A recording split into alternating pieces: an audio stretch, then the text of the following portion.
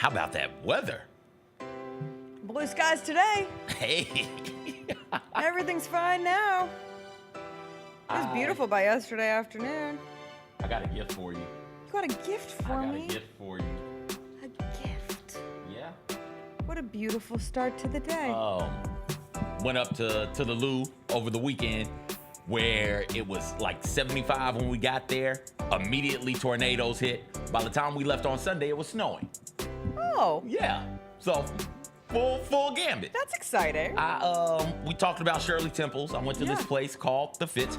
Love St. Louis. Don't want to be a walking advertisement for it because they're not paying me. But right. And also don't want all of you to start going to St. Louis, driving up the prices and making it super crowded. It's too much. It was great. Went to The Fitz and I got you a case of Shirley Temples. Got 4 of them for you. Oh well, my God. I got 1 for you and then the other 3 are for Chris. So. Are we cracking Shirley Temples on Thursday? Are you here? Yes. How many times I am here and then my flight leaves at like noon? You came back. Show the people the Shirley Temples. This is amazing. Yeah. So I've never had a bottled Shirley Temple. They're good. So I loaded up. It was 314 day Extra up there. fine cane sugar. It was 314 day up there. So that was $3.14. 314 March 14th. Code? That's their area code. They could just share an area code with Pi Day? And it was Pi Day. I had a tremendous root beer float. Superb. It was wonderful. And it was buy one, get one. It was like 4 scoops of ice cream in that and a moon pie wafer. Like, it was incredible. But yeah, so loaded up on those, and it's like, okay, I'm gonna get Jessica Shirley Temple. This is the nicest way to start a Monday ever. Yeah. Thank you. What was the song, real quick? Dancing in the Moonlight. That's going nowhere. Okay. Dancing in the moonlight, everybody. Should have been one shining moment to kick off. You don't play that until the end. I play it all day, every day. Why are we doing another countdown? All right, there we are. It is Monday, March 17th. Happy St. Patrick's Day. Gonna be a good day. Jessica Benson with you from the Grind City Media Studios in Memphis, Tennessee. CJ Hurt behind the glass. Coming up on today's show, what a weekend. The Grindfathers number goes up in the rafters. We'll have everything from the Tony Allen jersey retirement ceremony. That was a huge hit. The Memphis Tigers are a 5 seed in the NCAA tournament. We will go through the best of the weekend. Also, the worst because that Grizzlies-Cavs game wasn't great. Gary Parrish is going to join us about 40 minutes in. We'll talk all things men's NCAA tournament with him. We'll get into the women's bracket as well, do a little Hot Mess Express. It is a busy Monday. It's another Grizzlies game day as they start a 5-game West Coast road trip.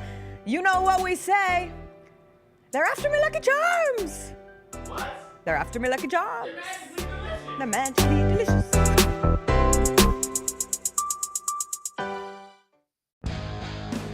Grizzlies fans know it's the team that gives you the edge.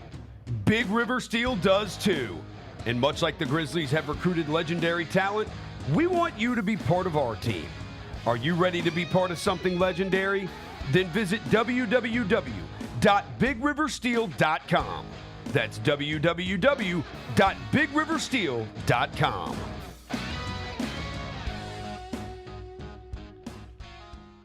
Kroger shoppers and Grizz fans, one exclusive last-minute discounted ticket deals texted straight to you during the Grizzlies 2024-2025 season. Sign up with the new Kroger Buzzer Beater deal. Fans can sign up by texting Grizz to 636-479 or visit your local Kroger store in the Delta Division and scan the QR code. By signing up, you agree to receive recurring automated promotional and personalized marketing text messages from the Memphis Grizzlies. Consent is not a condition of any purchase. Message frequency varies. Message and data rates may apply. Anticipate each challenge. Make a quick response. Capitalize on every opportunity. And win. Greatness won't wait.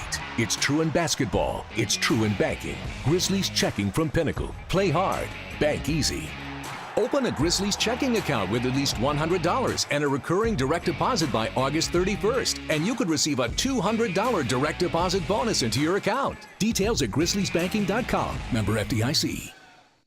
Thanks for showing up, Memphis. Nothing beats catching your Grizzlies IRL, and nobody knows that better than you. So next time you want to hit up a game, Ticketmaster's got your back with tickets to every upcoming matchup. Whether you're catching the Grizzlies at home or on the road, you'll find tickets at Ticketmaster, the official ticket marketplace of the Memphis Grizzlies and the NBA. Keep putting that jersey collection to use and get Grizzlies tickets today. There's no better brag than saying you saw it live. See you courtside again soon, Memphis.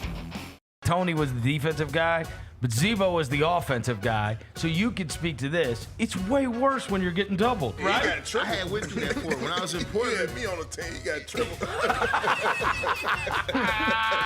You hear me, Rose? You can't talk about those. You got to talk about triples. You got triple team. This man was scoring on 3 dudes. Swing, T.A. The Chris Vernon Show, live on weekdays at noon on YouTube at Grind City Media and the official Grind City Media app. I never in a million years would have ever thought that John Cena's final run would be as a heel. I love it. I love it. Once they saw this from The Rock. They knew it. Everybody knew it except for Cody, which was so good. Great camera work by WWE. And then the kick. Yeah, I don't think WWE gets enough credit for the camera work and the production quality. I mean, it is incredible. Tune in to Grind City Wrestling weekly on the Grind City Media app and on the Grind City Media YouTube channel.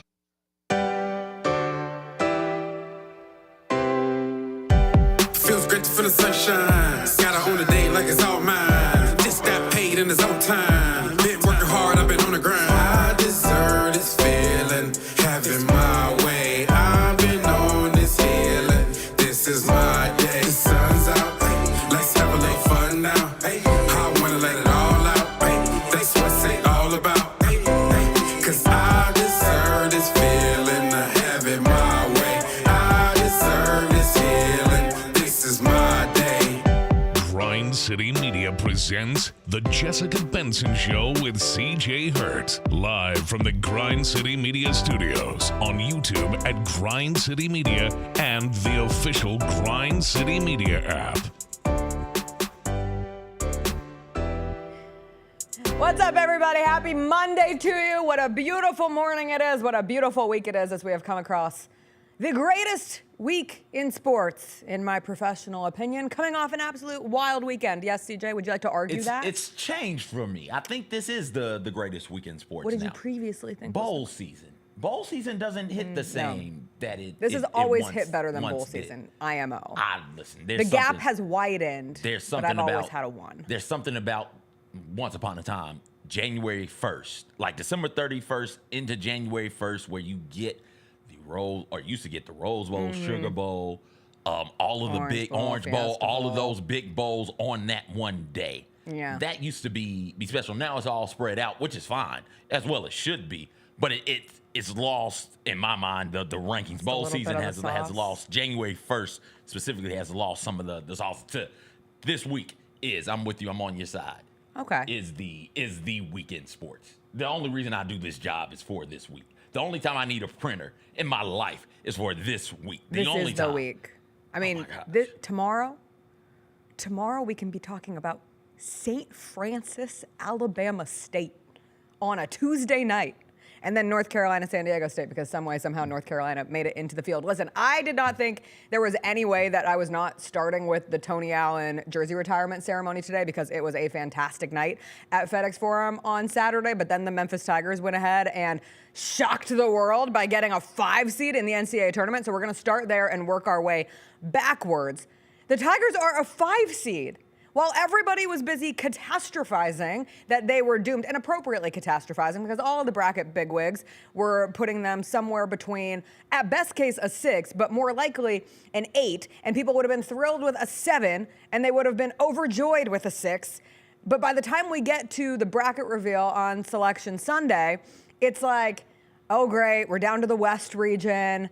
Not only are they going to be an 8-9, it's going to be an 8-9 in Florida's region, and no team has more juice to it than the Florida Gators coming out of the SEC tournament win on Sunday. And I had literally just texted my mom. Like, before you see Memphis pop up into that 5 spot, I had just texted my mother, and I said, oh, damn, like, there's no way we get Memphis because there's no way they're a 5 or a 4 seed. And I said that because 2 weeks ago, I booked myself a little plane ticket. I was going to just go for funsies to Seattle, Washington to go visit my mom, who was able to get tickets to the first round from my dad. And she was like, do you want to come with me? And I said, I would love to go with you. So I'm already booked and ready to go to Seattle on Thursday for Friday's games, and the first and second rounds are Friday, Sunday in Seattle, and Memphis pops up with that 5 seed, and I'm like, what are the odds? And I was surprised. The Tigers seemed surprised, very enthusiastic, got the phones out, had the live reaction, which was awesome. Penny Hardaway, grateful for the respect from the committee. But I didn't think there was any way possible that Memphis was going to be sent to Seattle. And now that is where we are at. They will play Colorado State. They open as underdogs to Colorado State in the 5-12 game. That's fine. That's exactly where they like to be. But I thought it was a win for Memphis, a take that for bracketology, and ultimately, Penny Hardaway and this team gets rewarded for the work they put into the non-conference schedule, which everybody was always talking, God, it's a shame that Memphis is going to have a 6, 7, 8 seed when they're able to put together the resume they did in non-conference play, when they get those wins over Michigan State and Clemson and even the wins over UConn. Overall, they go 5-2 against other NCAA tournament teams. So there's the respect for the non-conference schedule. There's the respect for winning the AAC regular season title, Memphis' first regular season title since 2013. It might be a down league, but there's got to be one top dog in the down league, and they only lost 2 games during the AAC conference play, and both of those coming on the road. They took care of business at home, and then what do? They go into that AAC tournament. They overcome some egregious officiating in a couple of those games. PJ Haggerty has the monster game against Wichita State. They survive Tulane and the dramatics of Ron Hunter and missing 15 free throws, and Dane Danger was awesome. And then they lose Tyrese Hunter. They are not able to play. Dante Exum is out. So who's going to play point guard for them? Okogie, who hadn't played, I think, a single minute when Memphis played UAB the last time around, and he was awesome. The Tigers were awesome. Dane Danger wins another battle with Yaxel. Memphis goes 3-0 against UAB this season. They win the championship, and they're rewarded with a 5 seed. Shout out to Penny Hardaway and the Memphis Tigers. Give them their flowers.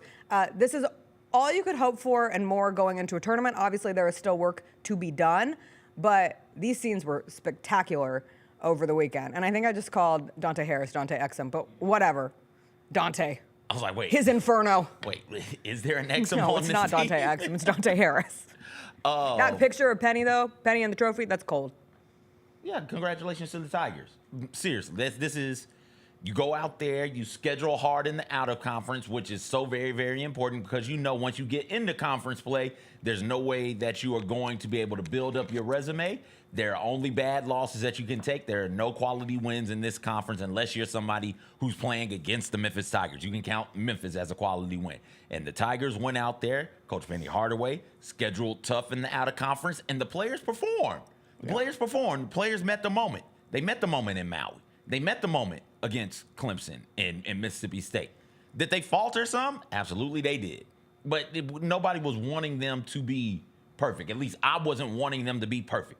You have the loss to Arkansas State. You have the loss to Wichita State. You have the loss to whichever one of these, to Temple, right? Like, that's fine. Just don't completely fall apart. And that's something that they managed to avoid doing.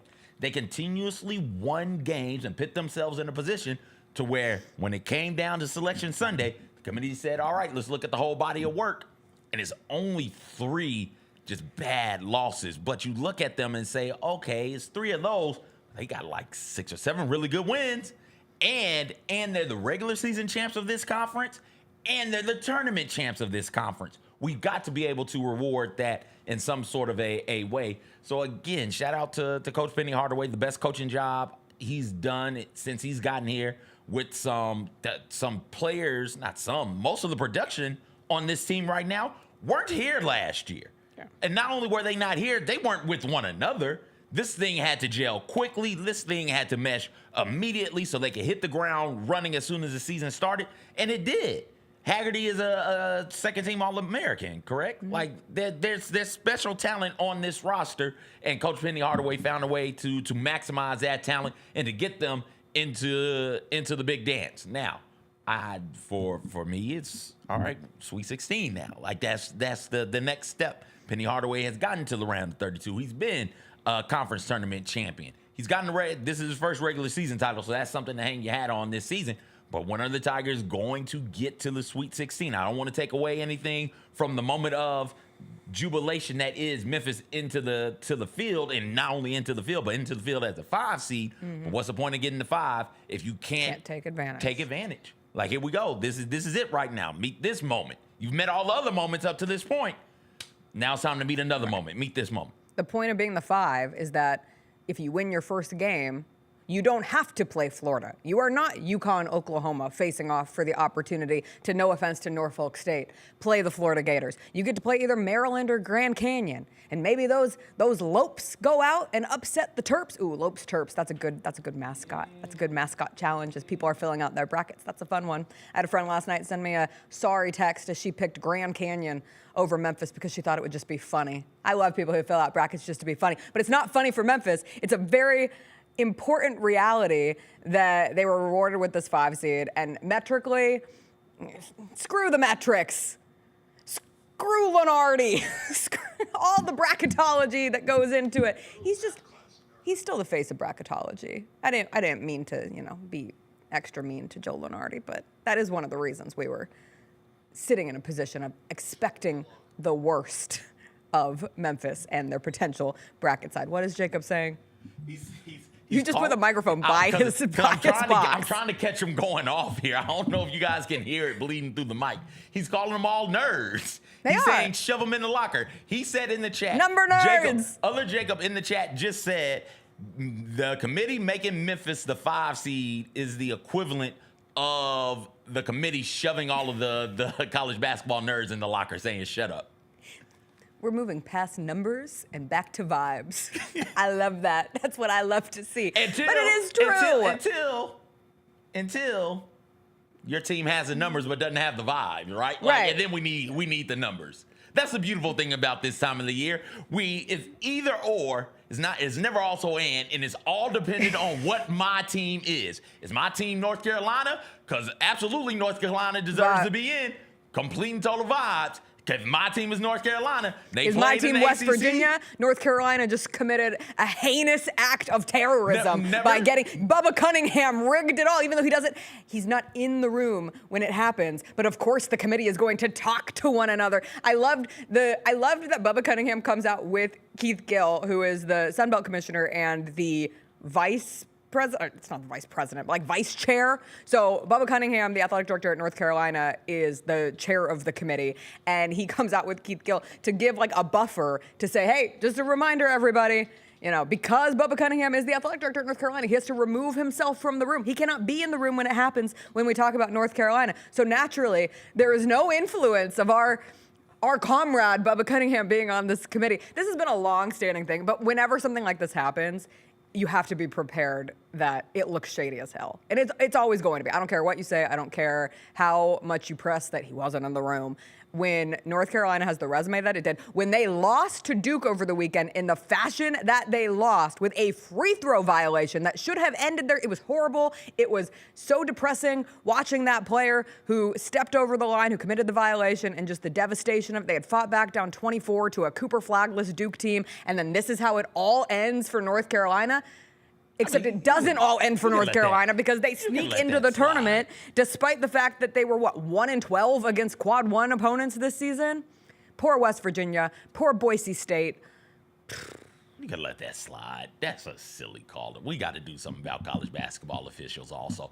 The end of that Michigan. The end of the Memphis-Wichita State game was some of the worst officiating I have ever watched. Yeah. Ever. Come on, man. Come on. You don't got to review everything. And some of these reviews, the way the NBA does it, I think is great. I think the NFL does it also this way, where there's a review center off-site, and it's just, hey, this play needs to be reviewed. They're looking at it, and then they come in and they tell you, hey, let's go. This is the call. Let's play through it. Michigan, Wisconsin took 10 minutes to get through the last minute. And it's because, all right, the ball is off. At no other point in the game are we running the review to see who the ball is off of. At no other point, but all right, fine, it's crunch time. I get it, make the right call, and it's clear. The TV broadcast shows the ball bouncing off of a player. It's like, okay, cool. What the hell are the refs looking at? Let's go. It's Michigan ball out of bounds. It's Wisconsin ball underneath the basket, right? Let's speed this thing along. It's going to be a pain to watch, and I love it. I love it. I can't wait to be irrationally angry. Can't wait to complain all the way through. North Carolina, what did you say they were against Quad? 1-12. So I think they played, I can't remember the exact number. I think they played like 11 tournament teams this year. Yeah, I saw that. And I think they're like 1-10 or something ridiculous like that.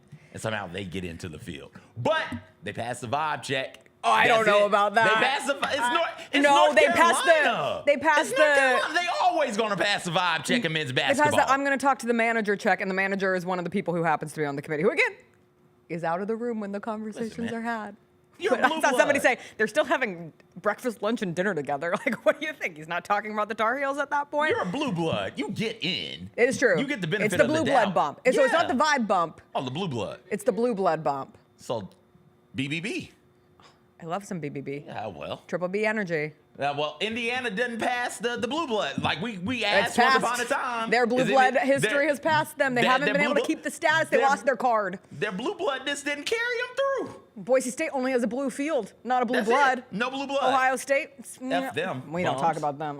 Glad they're not in. We'll talk more about the men's tournament with Gary Parrish when he joins the show. I do want to get into Tony Allen jersey retirement night because what a weekend at FedEx Forum. And it was great that the Grizzlies won that game. They bounced back from the abysmal loss to the Cavs on Friday. Jaren Jackson Jr. was absolutely spectacular in the matchup with Bam Adebayo. The Grizzlies decided to play defense, which was appropriate considering it was Tony Allen jersey retirement night. But truly, like, the game just comes secondary on nights like Saturday. And I am willing to say that Saturday night was my favorite moment in FedEx Forum since I moved to Memphis, Tennessee in 2016. That was my favorite experience sitting in that building. The playoffs are awesome. Like, Ja has had some spectacular times. I will always elevate the Grizzlies beating the Thunder by 70 billion points. I think it was like 74, whatever that win was, where they're doing the wave on the bench and everything's going. Those are all fun, but nothing compares to TA, number 9, first team all defense, all heart, grit, grind forever, going up into the rafters at FedEx Forum. And inevitably, like, I knew this was going to happen. There were going to be people who the comments on posts about Tony Allen's jersey being retired are, well, we just retire anyone's jersey nowadays. Why is Tony Allen's jersey going up? Whatever. Like, if you don't get it, you're never going to get it. But if you were in that building Saturday, if you ever experienced a moment with the core four, if you've ever experienced basketball in Memphis, like, you 1,000% understand why Saturday was so important and why it meant so much. And to see number 9 join Zebo's jersey, join Marc Gasol's jersey, one day Mike Conley's jersey will be up there. But rarely in my life have I ever felt so much overwhelming love in a space that big. Like, everybody's laughing, everybody's crying, Tony's on the mic. He's going on and on and on. He's thanking every single person who was in that building, every single person who was there with him. But you just are appreciating this unique figure who means so much to so many. And just my biggest takeaway was, like, it was the ultimate display of love. The love between a player and the city, and the match of Tony Allen and Memphis being forever perfect. The love between a player and a franchise, a player and his teammates. And you got to see Marc Gasol and Zach Randolph there, along with Rudy Gay and Quincy Pondexter and Bano. And then his former teammates are there, and Paul Pierce, and then guys who were never his teammates but care so much about him, like Derrick Rose and Joakim Noah. And you see the love between him and his family, and very sweet moments with him and his mom, his wife, his kids, and just the love that Tony has for everyone, and that everyone has for Tony. And you just saw why he is such a uniquely special person with a uniquely special connection to this city. And it was just like the best night ever. There's really, doesn't have to go deeper than that. Everybody has their individual favorite Tony Allen moments, but seeing how the crowd responded from the first time they put him on the Jumbotron early on, and they had Futures Go Harder, which was perfect. They had Lupe Fiasco perform at halftime, and then also brought Tony Allen out when the post-game ceremony was beginning, which was really cool. It was just fun. Look at him. He's just jamming and getting to see his jersey go up. That's what it's all about. And it was really, really special. And I'm excited that we now get 3 of the 4 are up there. And we will get one more of these. But This one just felt extra emotional on Saturday. Because that's the heart. Yeah. That's it's the all heart. heart. It's the motto. That's who it is. You can say Randolph is the attitude, and Tony Allen is the heart of that group, and that's what makes him so special, and that's why people around here love him the way that they do, and it is legitimate love, not I love this player for what he did on the court. No, Tony Allen can't walk up and down the street. Mm-hmm. He does, but he can't walk up and down the street without being stopped. And he's gracious every time. Every time I've seen it happen, he's been gracious. It's Memphis Grizzlies honors. Your jersey goes up into the rafters. It matters for that franchise. We're not saying Tony Allen should be in the NBA Hall of Fame by any stretch of the imagination. But your franchise out there has a player or two who's got their jersey hanging in the rafters, and everybody else in the nation will look at that and say, wait, why is this dude's jersey retired? What did he ever do meaningful in a basketball game or something, or a football game or something like that? He didn't win a championship. He didn't do blah, blah, blah, blah, blah. He wasn't an MVP type candidate. Junior Bridgman recently passed away, RIP. Most of you don't know who Junior Bridgman is, right? But the Bucks got his jersey retired because he means something in that city. Tony Allen's jersey is being retired not just because of stats. Right, we talked about this with the March Madness thing. Right, get those numbers out of here. What's the vibe around this guy? And he changed the way the team played. He changed the way the city viewed him. He was I want to say for the first time, the city saw itself in that core four group, but specifically saw themselves in Tony Allen. And that's why the city loved him. And that's why the city loves the core four forever. Because of what he did on the court. It translated directly to what the citizens of Memphis wanted to be doing in their lives. It's like, hey, underdog, I'm not going to be the greatest. Nobody's going to look at me and say, that guy right there, that gal right there, the best at their particular job. Never mind that. I can do all the dirty stuff, though. I can try. I can bust my ass every single damn day. And that's what they gravitated towards then. And it hadn't left. The Grizzlies fans still gravitate towards that. Yes. That's why we get frustrated having some of these conversations about some of these players, because they look at a player and say, hey, that guy, cough, cough, Cam Spencer, bust his ass, and we love that. You got to play that. You've got to. And the last time I saw somebody do it was, damn it, Tony Allen. And look at what Tony Allen did. And it's like, okay, you got to have some skill also. Got to be able to handle some of the pressure. Consistency, carving it out. He had won a championship by the time he came to Memphis. But never mind that. But never mind that. Do you try hard? Do I see Will you dive over a scorer's table? We don't see enough people diving over scorer's tables these days. And I do think it has highlighted, because there's been so much attention on the lead up to Tony Allen jersey retirement night. It's like the missing ingredient. And it's not just the Grizzlies. It's every team would kill to have a Tony Allen today, because we really don't make them like that anymore. Dylan Brooks was close, and there's still some time. In sports, we don't make a lot of those. Yeah. We don't. It's a really special kind of crazy. Yeah. And often now, crazy gets funneled out or like harnessed in a different way. We don't let crazy thrive quite the way that maybe it did in Tony's day. Controlled is important. Yes. Right, Tony Allen, while controlled playing, but not snuffed out. Didn't have the same type of issues that Ron Artest had. Sure. Right, Lance Stevenson. Like there's you've got to be able to walk that line. You got to be able to toe it. And Tony Allen did it beautifully, masterfully, and did not allow off-court shenanigans to begin to bleed into on-court production.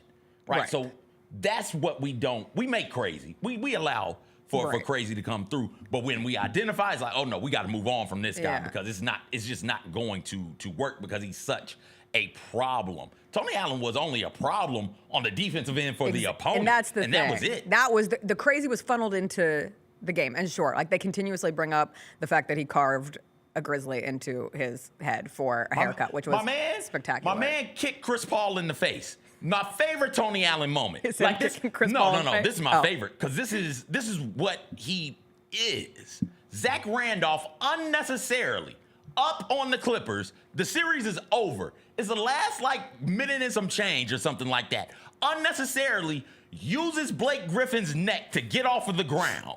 I won't say he choked him, but he definitely used his neck to help him get off of the ground. Yeah. A skirmish ensues, as it should.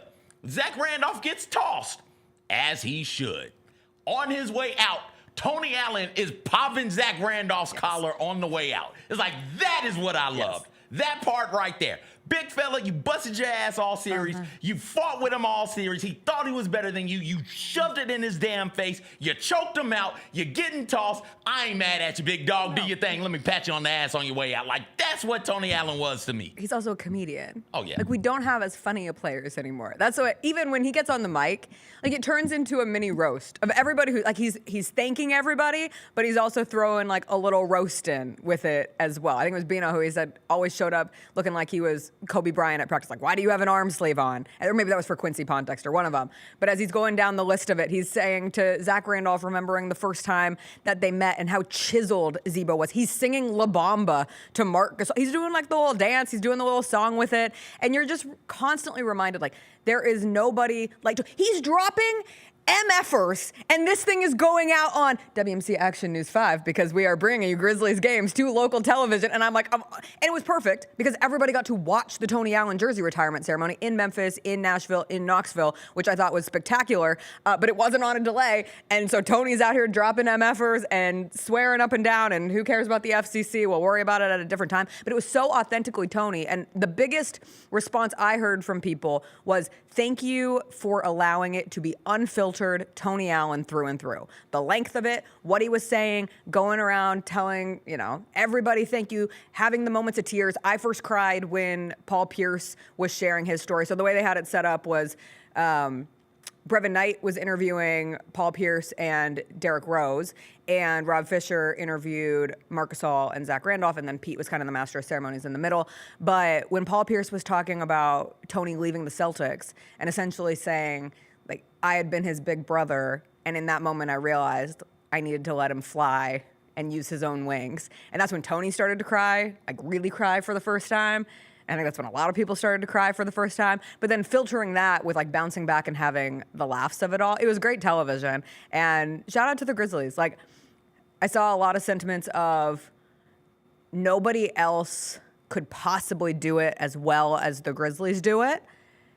And I haven't experienced other jersey retirement ceremonies in my life, but experiencing Tony's on Saturday and Mark's and Zach's previously, sure. Like, I haven't seen anybody do it better in my life, and just the respect and the care and the attention to detail. Shout out to the game ops team and the in-game arena entertainment team, because up and down, it was just a perfect night. Everything was perfect about it. Even, like, there was cool bikes at the Lupe Fiasco halftime show.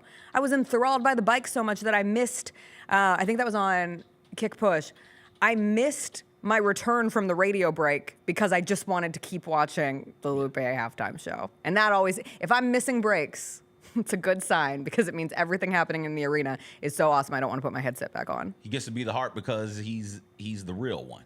Yeah. Right? Like, and it's and he stayed. He stayed. No disrespect to anybody involved, but that was a real thing that you watched. You're not getting, for better or worse, good or bad, you're not getting a watered down version of him in any situation. Not in a corporate office, not on the basketball court, not walking through various neighborhoods, not in church.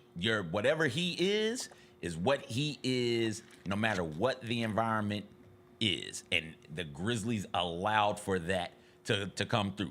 They didn't say, hey, keep your answers short. Hey, Pete, rush them through this. Wow. Hey, Tony, that was one F-bomb. Stop doing that. None of that. And maybe they did, and Tony Allen was just like, no, I'm doing this. What's going to happen? You think there was probably a gentle reminder that it was going to be televised, but it's also the understanding of, like, this is who he is. And that goes back to it all. Embracing him and him embracing Memphis right back. Yeah, we never have, and we probably never will make realness like that. Mm-hmm. And everybody recognizes when somebody is genuine and authentic to themselves. Yeah. And we kind of gravitate towards those people because we want to be our genuine selves. And it's admirable when somebody, no matter what the situation is comfortable enough in their own being to be exactly what they are and what they want to be.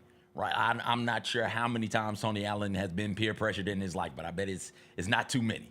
Because Tony Allen knows what he is and knows what he wants to go out there and do, and that's why he fit not just here and why he matters so much here, but why the Celtics didn't want him to go, why Kevin Garnett didn't want him to leave. Paul Pierce is emotional thinking about, hey, what we could have done if Tony Allen had stayed. Doc Rivers saying in the documentary, hey, y'all shouldn't have Tony Allen. We shouldn't have let him go, right? Like that's because no matter what, you knew what Tony Allen was. And you knew what he was going to give you, and it was his everything. It was his last. Yeah. That's what he was going to give you on the court. And that's what you wanted. In pressure situations, if nobody's in the gym, you know what Tony Allen's going to do. So many times we see athletes, we see teams, we see coaches coach up and coach down. Coach up to the level of competition, coach up to the moment, and then also play down to the level of competition, play down to the moment. And that's not what Tony Allen was about. Tony Allen was about 100% every single time. So he's on the court in Golden State and he's walking through little kid dancers like he doesn't give a F. He's throwing up the first team all defense because that's what he felt like doing in that moment. If he's in if he's in New Orleans and they're having a down year, so it's not really packed and there's no real energy in the arena, that's okay. You know why? Because Tony Allen's got the energy because he's going to be diving on the floor, scraping his knee and shin and face and diving over tables and diving into the crowd to try and get loose balls. Like that type of player we don't make a lot of and never have, and that's why he's so important to the game of basketball, especially here for the Grizzlies. It was a bummer that Mike Conley couldn't make it, and he was supposed to be here. There was weather weather across the South and weather in Minnesota as well. And he wasn't able to be here in person. He did do a video tribute. And then yesterday at the Timberwolves game, I thought it was a really sweet nod that he wore the TA hoodie. And the Minnesota Timberwolves even tweeted out, "Grit and grind era with Mike Conley." One day we will see all 4 of those jerseys up in the rafters at FedEx Forum. Maybe one day we'll see a statue of the core 4. But I thought it was special that Mike just happens to still be playing. He's the last one standing. I don't know how many seasons he's got left at this point. The Timberwolves have won like 8 games in a row. Timberwolves and Warriors are, when we look at the standings, the Grizzlies are fortuitous because we spend a lot of time on the wonder that was Tony Allen jersey retirement night, and boy, it was good to see them watch a really bad Miami. It's weird watching the Heat be that bad and that out of sync. And obviously losing Jimmy Butler is huge, but they've got problems down there in Miami. The Grizzlies get that win. They got spanked on Friday by the Cleveland Cavaliers. Yeah, what's new? They get spanked by good teams. Thunder, they're getting spanked. Cavs, they're getting spanked. Then they get spanked by the Knicks. Okay. Yeah. They beat the Celtics back on December 7th. CJ, we're really hanging on to that. They got to play the Celtics again, don't they? Yeah, that home stretch. They're on the road. I did have a tear came in my eye when I got to say on the radio broadcast the Grizzlies embark on a season-long 5-game road trip, but then I had actual tears in my eyes when I realized it's a West Coast road trip and all the games are at 9 p.m. starting tonight against the Kings. No Ja Morant tonight against the Kings either. And Ja was awesome in that Cavs game because there was no one else doing anything in the Cavs game. He had a season-high 44 points. Then he was out on Saturday against the Heat with shoulder soreness. He's out tonight with hamstring soreness. So that's obviously something we'll keep an eye on. We'll see what Taylor Jenkins says going into tonight's game against the Kings. But we'll just cruise on over that loss to the Cavs until we situate ourselves tomorrow to kind of reflect more on the actual Grizzlies events of the weekend. But we got to take a break because we got to get to Gary Parrish, who has been working all weekend. I saw him on CBS yesterday breaking down all things NCAA tournament on the men's side. We'll get his take on the Tigers getting a 5 seed, some of his surprises, who he's picking to win it all when we come back.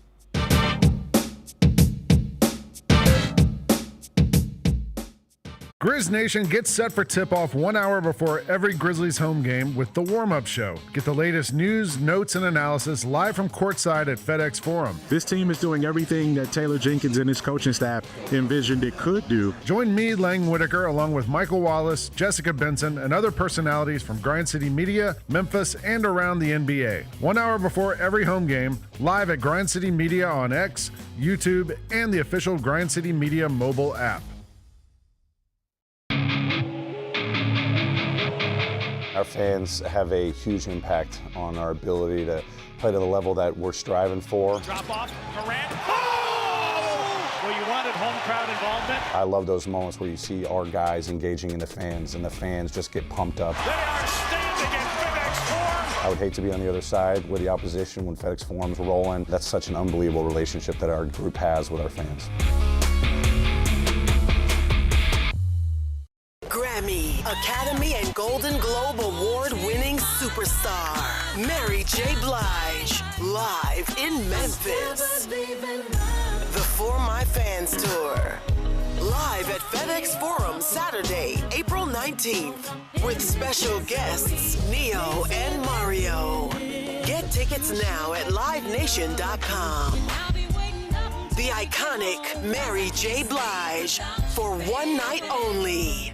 Sonic Radio. Welcome back to Sonic RNDIO. That spells radio with me, the CIO. This just in, the new Sonic $1.99 menu lets you build a crave-worthy meal for just $1.99 an item, whether that's a creamy shake, crispy tots, or a quarter-pound double cheeseburger. This just out. Ostriches. They're mean, not very cute, and in my opinion, way too big for a bird. Don't miss the Sonic Fun 99 menu. 5 items, always $1.99. Live free, eat Sonic. Tax not included. See menu for details. Grizzlies fans, dunks, dimes, and no-looks are great on TV, but nothing compares to catching them IRL. And that starts with buying tickets at Ticketmaster, the official ticket marketplace of the Memphis Grizzlies and the NBA. Ticketmaster gets you to the game so you can catch every highlight in person. From seeing your favorite Grizzly stars up close to hearing the squeak of the sneakers on the hardwood. Put that jersey collection to use and get tickets at Ticketmaster. There's no better brag than saying you saw it live. See you courtside, Memphis. We are in March, which is Women's History Month. True. And we were talking about how do we kick off the show? What can we talk about? And we were like, why don't we talk about women's shoes? The Sabrina one. Okay. Can't go good, wrong. right? That's a good shoe. And the two, you could argue, is even better. But the one's you can't fine. have the two without the one. Yeah. Though. In the month of February, the Sabrina 2 was the second most worn shoe in the NBA in minutes played. The Sneak Fest Show, live Tuesdays at 2 p.m. on Grind City Media on X, YouTube, and the official Grind City Media mobile app. You've coached a lot of different versions of the SEC, and obviously there's never been one deeper than this. What's it like been coaching in this? The reason for the league being so good is the commitment. Commitment to coaching, commitment to facilities, commitment to the NIL across the board. There is not anybody in our league that's not investing in all those things. The Gary Parrish Show, live on weekdays at 10 a.m. on YouTube at Grind City Media and the official Grind City Media app.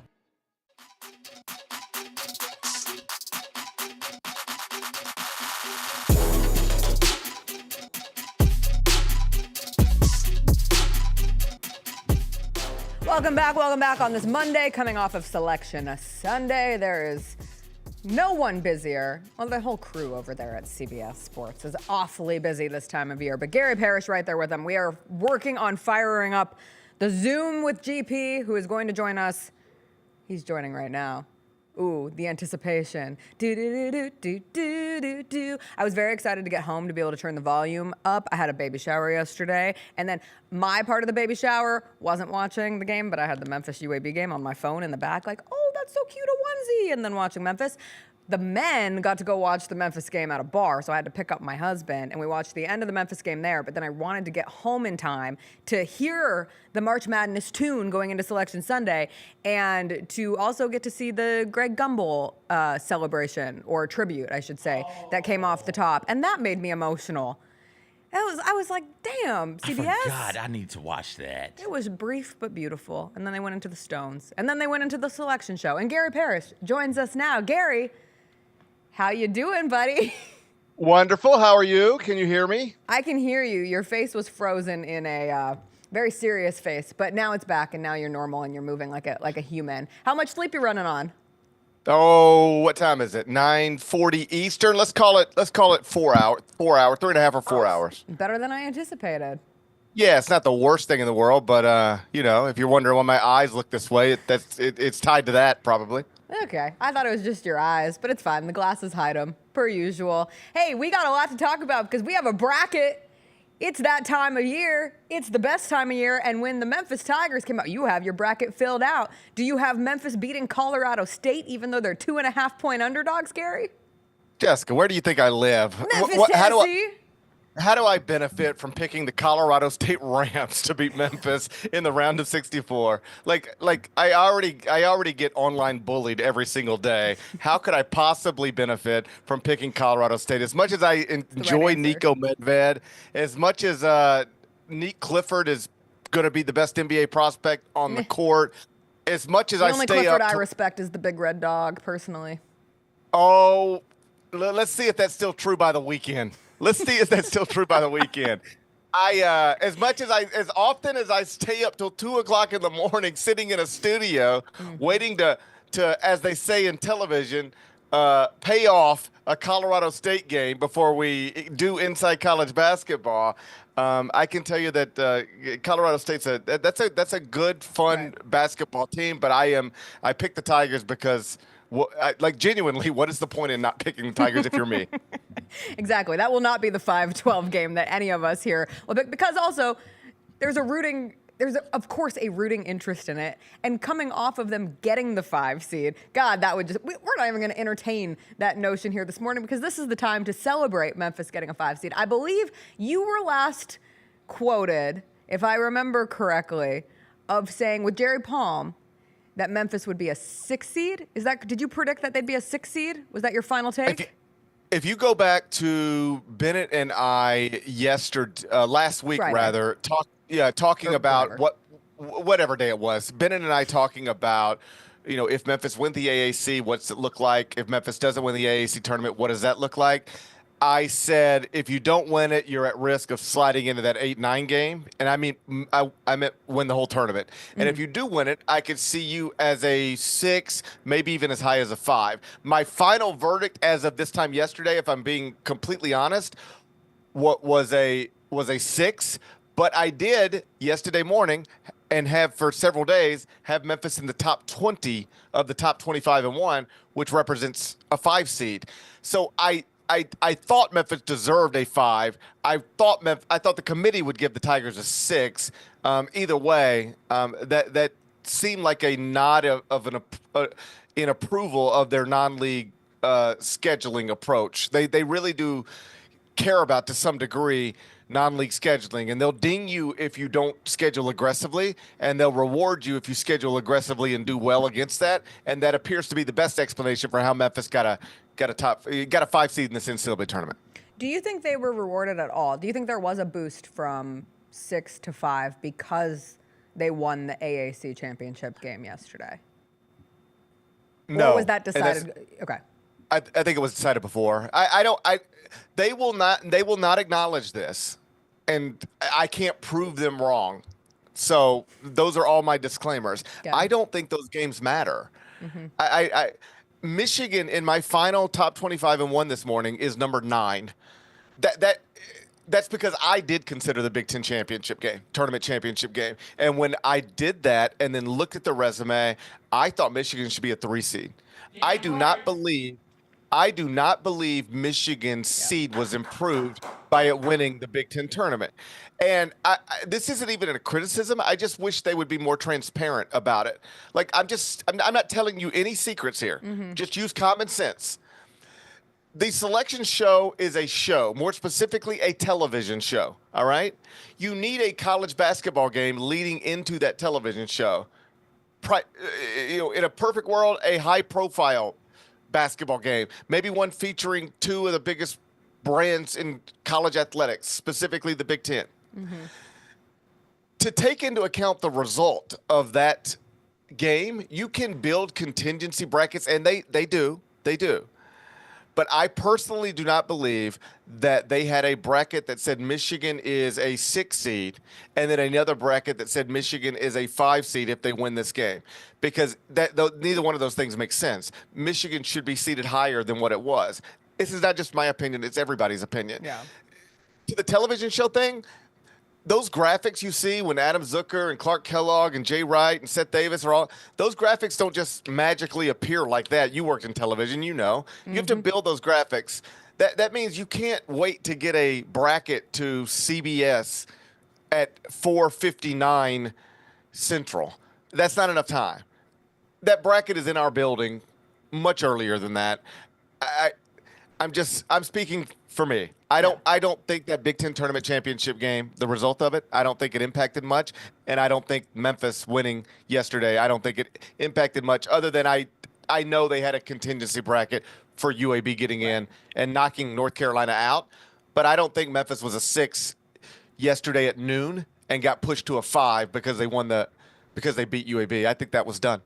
So is Michigan the most egregious team, most aggrieved party? Am I right in my Michigan rage, Gary? On the that men's they are side. on the men's side. On the and men's then side. on the women's side. I think Michigan should be higher than a 6 seed I think on the women's USC side. getting the 4th 1 seed and having to play in either Juju Watkins or Paige Beckers getting to the Final Four if those two teams meet. Anyway, we'll get into that in the next segment. I mean, what do you want? Yeah, Where are you going to stick on?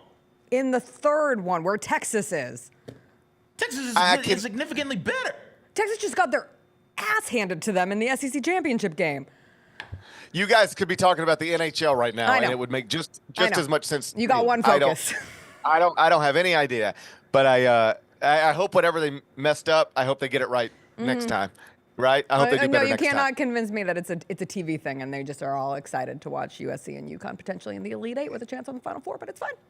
Michigan being aggrieved, Gary. Back to the original question. Okay. Most aggrieved party, Michigan Wolverine. Perhaps, I mean, I don't like it. I think it's wrong. But I think there's just a lot of wrong things. And I should say this. I made this point on the Ion College Basketball podcast late last night. Like, I do the top 25 and 1 every day during the season, and however many people consume it. But it's not the whole world. It's a lot of people. Trust me, if it weren't a lot of people, I would not do it. I would be done with this. It's almost like a trap. They're like, so many people click on this that we need you to keep doing it. And it's like, but do I need to keep doing it? Is it good for me? Or am I going to die in a hotel room someday? Don't say that. We'll see. We'll see. Someone's going to We'll clip see. this on like freezing cold takes. Oh, and be like, I know how. Damn, Gary. I've thought about this before. If I die an abrupt death at a relatively young age, there's so much stuff to clip that's going to make it hilarious. It's like I'm going to have the funniest abrupt young death ever. I hope your family finds it funny. Yeah, this is going to be part of it. Go ahead. Whatever you want to say it now. This will be part of it. Gary, if you die abruptly, I'll laugh. Gary, I'll find it funny. if If this is nobody the else clip, finds it funny, I'll find it funny. I'll try to have some like AI work on the under eyes for this one. Yeah, you know? please. I took my makeup off as soon as I got out of the studio last night. This is the best I can do. But CJ, to answer your question more seriously, there's a lot of goofy stuff, and this is the point I was making. Imagine, okay, so however many people consume the top 25 and 1 every morning, consume it, and then people tweet at me about it, right? And it's very infrequently a compliment. People don't compliment rankings is something I've learned over the years.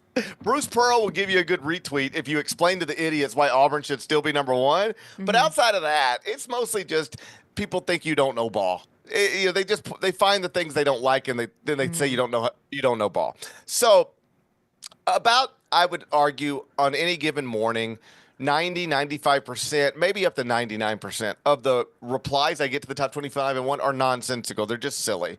They're just like stupid questions. I say that as respectfully as I can say it, but I don't know how else to say it. They're just people who don't know what they're talking about trying to talk to me. But every once in a while, there is somebody who like sees something in there, and it's just if I'm being completely honest, I have to go, man, they're making a good point. Yeah.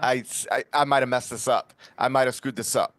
I say all that to say, when you are building an NCAA tournament bracket, however many people look at the top 25 and 1, like multiply it by 1 billion.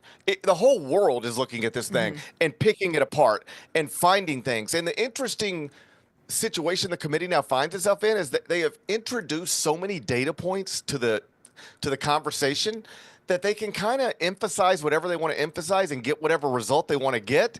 And then their critics can emphasize the other data points and make them look silly. And this is just the way it will forever be, I guess. But Louisville and Auburn as a potential round of 32 game just seems wrong to me. And here's why. Auburn was rewarded yesterday for the best season to date that anybody in the country has had by being named the number 1 overall seed in the NCAA tournament. I don't want to say it doesn't matter that they've lost 3 or 4, but as I've been saying for 2 weeks, they had gotten so far ahead of the pack, they could lose 3 or 4 and still be the number 1 overall seed in the NCAA tournament. Every morning, people said that was silly. Here we are. It happened, just like I told you it was going to. Auburn should not be the number 1 overall seed and be at risk of playing an underseeded Louisville team in the round of 32, 70 minutes from Louisville's campus. Yeah. That Auburn-Louisville game, if it happens, will happen in Lexington, Kentucky at Rupp Arena. It would be like if Memphis were an 8 seed playing Duke as a 1 seed in the second round in Oxford. That would not be fair to Duke, to make Duke play a hypothetical road game. What the committee did right there by putting Auburn and Louisville both in that Lexington pod is just, I think, unfair to Auburn. Auburn will probably win the game. It might not even get played. Creighton might beat Louisville. But those types of things should not happen. And then West Virginia getting left out. I hated that for our old buddy Ren Baker, former associate AD at Memphis, now the athletic director at West Virginia. As I mentioned, there's so many data points for the committee to use now that you can emphasize whatever you want. So you can make a sensible argument in favor of North Carolina if you want to, a sensible argument in favor of Indiana if you want to. All of these teams that were right on the bubble, if you said, GP, all right, now take 5 minutes and make a case for them, I could convince you every time. I wouldn't be saying things that I believe every time, but I could convince you every time. So those arguments are fine. I hated the argument they used for West Virginia. The selection chair, Bubba Cunningham, quite literally referenced Tucker DeVries, his absence as a reason they dinged West Virginia and left them out of the bracket. Tucker DeVries has not played since December 6th. Whatever West Virginia is, it has nothing to do with Tucker DeVries at this point. And here's what's interesting. So I would even respect them if they said, hey, but they did win a couple big games with him, and that's got to count. And if you remove those, then, like, if they just made a basketball argument, fine. They literally made an argument. Somebody who hasn't played since December 6th is the reason or among the reasons we're keeping them out of the tournament. All right. Then explain to me how Memphis got a 5 seed with Tyrese Hunter sitting in a boot. All right. Yeah. Then explain to me how Duke clearly got a 1 seed with Cooper Flagg missing the past couple of games and uncertain to play on Friday. If you want to talk about injuries, let's talk about them. But I promise you, the Tyrese Hunter injury matters way more to Memphis at this point than the Tucker DeVries injury matters to West Virginia. But Memphis got seeded better than most people thought, and West Virginia got left out of a bracket nobody thought they were going to get left out of, or very few people did. That kind of stuff is always going to be there, and that kind of stuff is always going to leave them open, I think, fairly to criticism. Yeah, the injury thing is always interesting. Not in the West Virginia one, like you said. He hasn't been playing since December, so it makes it a little funky. But like the conversations that the committee is having with Duke and the committee is having with Memphis, and there are certain things that can't be disclosed, but ultimately like how that plays into the assumption of if a player is or is not going to play in the NCAA tournament. Doesn't look good when Tyrese Hunter's in there with the boot. I know he got up on I think he got up on the ladder and got his little piece of the net, so I'm happy that he had that moment. But it's tough for Memphis if he is not able to play. And like you said, Colorado State, no slouch. Everybody always loves the 5-12 matchups as it is, and Colorado State will be a sexy pick for people outside of the city of Memphis. Just how big of a loss would that be, though, with no Tyrese Hunter going up specifically against this Colorado State team, Gary? It's huge, and it's unfortunate. I mean, this is life. Injuries dictate things in sports all the time. The Grizzlies have been on the right side of that at certain points in franchise history and on the wrong side of that at certain points in franchise history. But if you run the sports line projections, they're not favorable to Memphis in this matchup. And I think our betting analyst last night on the show on CBS Sports Network actually put Colorado State as a 70% chance to win the game. Colorado State is favored in the game. This isn't just a sexy 12-5 upset type of thing, because it's not even technically going to be an upset if Memphis loses. Supported. It's analytically supported. According to the betting market, Memphis is supposed to lose this game. And to answer your question more specifically with Tyrese Hunter, I mean, when Memphis lost to Arkansas State, coincidentally, I happened to be at Ole Miss the next day or within the next 2 days. I was working on that Jamin Brakefield story. And I ended up in Chris Beard's office, and we were talking about a million different things. And at some point, Memphis came up because this was a period in time where Memphis had just lost to Arkansas State, but was still preparing to play Ole Miss at, later in December. And I just remember, and I've told this story before, but Chris Beard was like, they're going to be fine. Because the conversation was like, what do you think of Memphis? Just lost to Arkansas State. Oh, they'll be fine. That's something that happened, but they'll be fine. And the reason he pointed to was Tyrese Hunter. He said, I coach Tyrese. I know what he's made of. He's not going to let them slide. He's not going to let them lose. He's a winner. And so he'll get them back on track. And clearly he did. Yeah. I think Penny would say similar things about him. Well, to not have that guy on the court is a problem. And so we'll see what the official diagnosis is whenever Memphis announces that.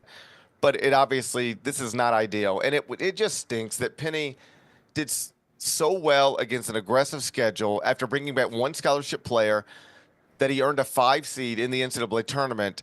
And now he might have to play in that game, coach that game without one of his most important players and obviously one of the leaders of the team. Like somebody who's been through this.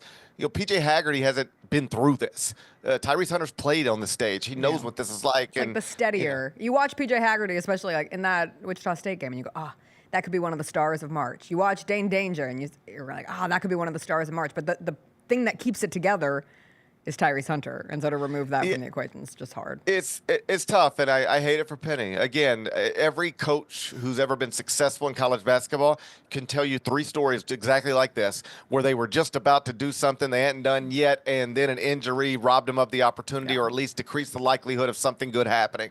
So this isn't unique to Penny, but it does stink. He did an awesome job from day one to this day, and he's cut nets now twice. I mean, this is all great stuff, and now he might have to play an NCAA tournament game without one of his most important players. That stinks. Gary, you said that there are so many different data points that the committee uses that you could make the argument for or against anybody. Let's put that to the test. Can you explain to me why North Carolina is in? I could give you the reasons a lot of people on Twitter think. The AD is the selection chair. It's one of the biggest brands, and I work for a television network. We don't have to lie to each other. North Carolina is a much better brand than say Boise State. It just is. Tough. What I mean when I say there's so many data points you can point to now, if you want to make the argument against North Carolina, that's easy. You just say they're 1-12 in quadrant 1. You had this isn't some mid-major that, we don't know how they would have done. Like, we know how you are against good teams. 1-12. Now, I know that a lot of those 12 losses were against top-tier quad 1 teams, but whatever. If you're bragging, if you are North Carolina on Selection Sunday bragging about the quality of your losses, then stop talking to me. I don't want to hear that from you. You're North Carolina. Have some respect. You can't, I've got North Carolina fans in my mentions bragging about their losses. If you are ever a North Carolina fan on Selection Sunday bragging about your losses, just remove yourself from the conversation. This is not. This is Michael Jordan. Before. My God, Michael Jordan played for you, and now you're bragging to me about the quality of your 12 quadrant 1 losses. Stop. All right. So that's easy. If you wanted to make the argument for North Carolina, and this is clearly what they did, you just emphasize the stuff that helps North Carolina against the other bubble teams. So here's what you say. Hey, listen, 1-12 in quadrant 1, that's not great, but you're focusing on the wrong thing. Strength of record is 38. Wins above bubble is 43. Those are going to be better numbers than what we're talking about with these other bubble teams. And did you see North Carolina's 8-0 in quadrant 2? Well, quadrant 2 games are really more like bubble games against bubble teams, and they were perfect in quadrant 2. I have never heard somebody talk more about quadrant 2 than the selection committee talked about yesterday. But you just have to you emphasize whatever you can emphasize. Yeah. I'm told. I'm not bragging about myself, Jessica, but I'm told you never do that I have amazing eyelashes. That's what I've been told over the year. No, you actually do. Okay, thank you. Mm-hmm. I've also been accused of wearing mascara. Not true. Well, unless I'm on TV and they put it on me. But broadly speaking, not true. Do they sometimes put mascara on you? As I just said that out loud, I realized that probably not. I don't remember getting mascara. You would know. I know your eyelashes are too good. They're for naturally mascara. beautiful. Like you remind me of. There you. are only 2 people in this world who I've actually thought about their eyelashes from a male perspective, and one is a boy named Vito Pollock, who was in my elementary school class, who I still think about his gorgeous lashes to this day. And the second is you. So it's you and Vito, GP. Yeah. Me and Vito. I'll take you that. And Vito. That's the nicest thing anybody said to me all day today. I might be the nicest thing someone said about Vito. I don't know. I haven't heard from him since 6th grade, but I hope he's doing well. If you could connect us in a group text, I wouldn't mind that. Let me work on it. And put Bennett in there too, because I don't want him to feel left out. I don't want him to feel left out. Here's my point. I'm not trying to brag, okay? But I've been told over the years I have amazing eyelashes. All right? Mm-hmm. And they're completely natural. So if I were trying to make the case for me, I wouldn't talk about my height, right? I wouldn't talk about my hair, right? I wouldn't talk about my abs. I would emphasize the things eyelashes. I'd be like, man, have you seen my eyelashes? My eyelashes are like North Carolina's quadrant 2 record. You know? Are eyelashes the most important thing on a human? I don't think so. No. I don't think so. Is quadrant 2 wins the most important thing for an NCAA tournament resume? Definitely not, in my opinion.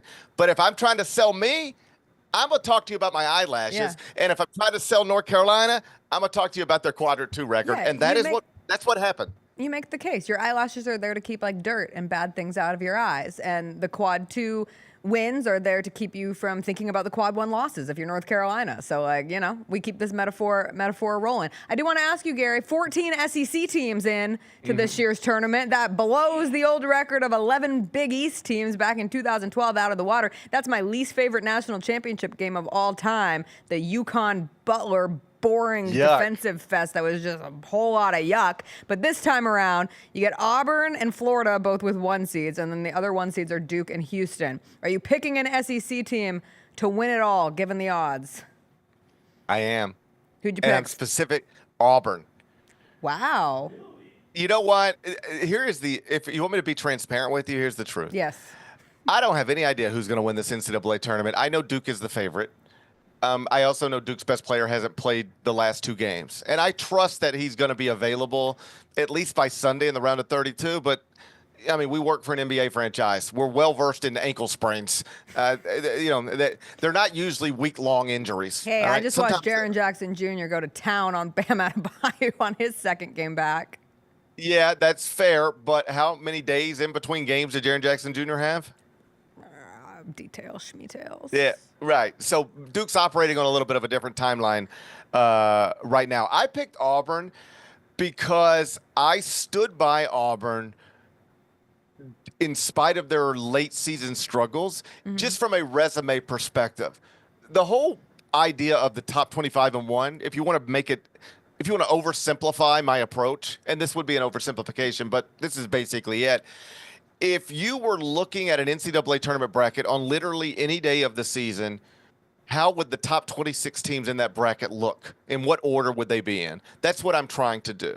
So when I go back to 2 weeks ago and Auburn loses, and then Auburn loses again, and then Auburn wins, but then Auburn loses again, I kept Auburn number 1 in the top 25-1 every day.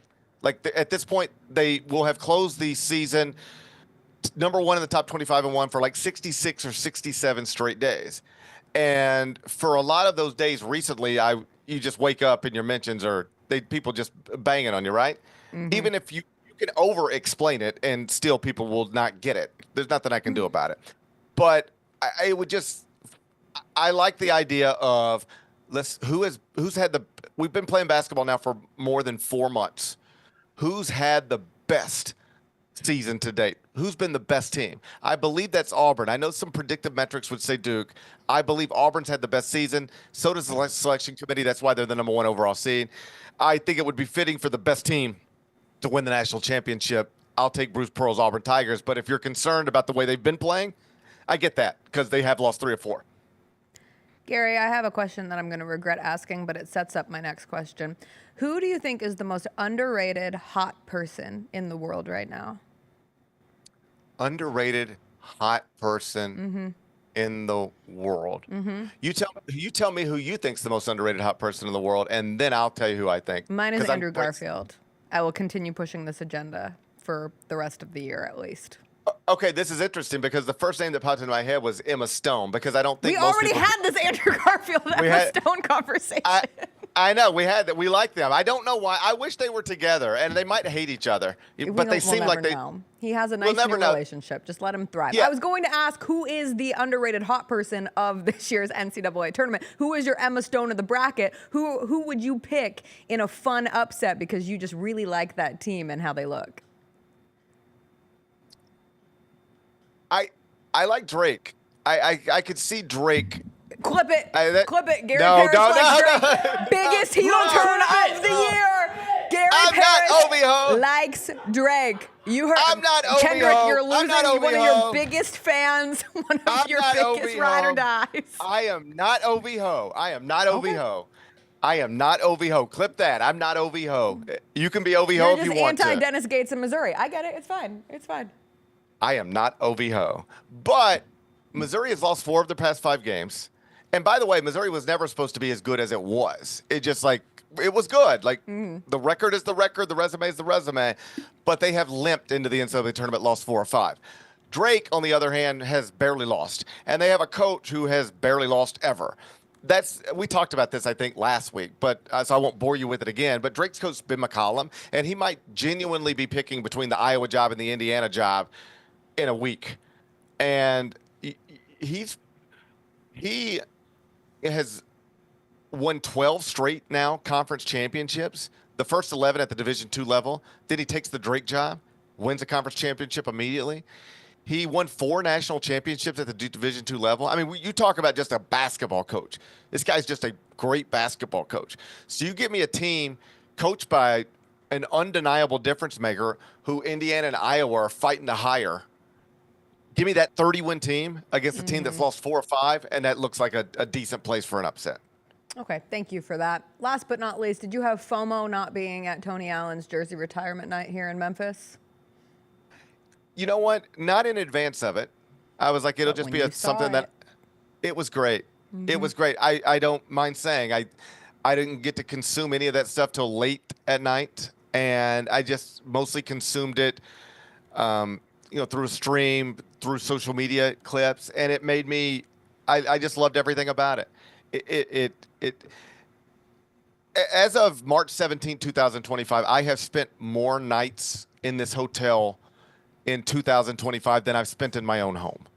Like, that's a fact. It's embarrassing to say out loud, but that's the way I'm living my life right now.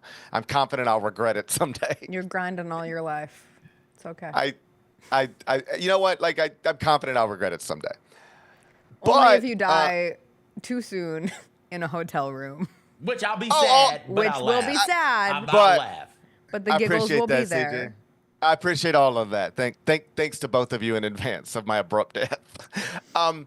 So you start to feel a little detached from home. You do. Just like things that are when I'm in Memphis, I feel like I'm there and I'm more in tune with what's happening there. When I'm just stuck up here working nonstop, and I don't mean stuck. I'm lucky. I'm also fortunate. I could quit my job. Whenever I say this type of stuff, I never want people to think I'm complaining, even if I know that's how it sounds. I'm fortunate. I could quit this job if I didn't love it. I love what I'm doing. It's just there is a downside, and the downside is that I'm here more than I'm at home, at least for this part of the year.